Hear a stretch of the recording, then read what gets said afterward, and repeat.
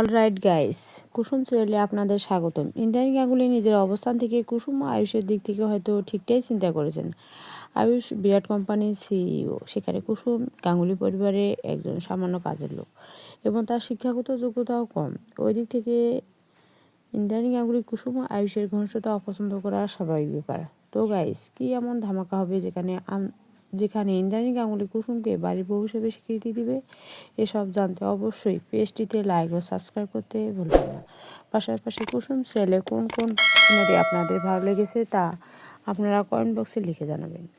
তো ভিউয়ার্স, কুসুম বারবার গাঙ্গুলি পরিবারের বিপদ থেকে রক্ষা করেছে, সেটাও ইন্দ্রাণী গাঙ্গুলি অস্বীকার করে না। কিন্তু ছেলের বউ হিসেবে মেনে নেওয়া সহজ হবে ইন্দ্রাণী গাঙ্গুলির? ওদিকে মীনাক্ষী কুসুমের কানের দুল পছন্দ হয়েছে, যেটা আয়ুষ কুসুমকে গিফট করছে, সেটা কুসুমের কাছে চেয়ে বসলে কুসুম সেটা দিতে রাজি হয় না। মীনাক্ষী জোর করে কুসুমের কানের দুল নিয়ে নেয়।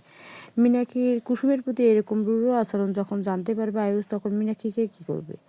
ওদিকে আয়ুষ চিন্তা করছে সে কুসুমকে কিভাবে সারপ্রাইজ দেবে। কুসুমের প্রতি আয়ুষের সরল ভালোবাসা গাঙ্গুলি পরিবারে কী প্রভাব পড়বে? আয়ুষের ভালোবাসার মর্যাদা কি পাবে গাঙ্গুলি পরিবারে, নাকি অকালে ঝরে যাবে?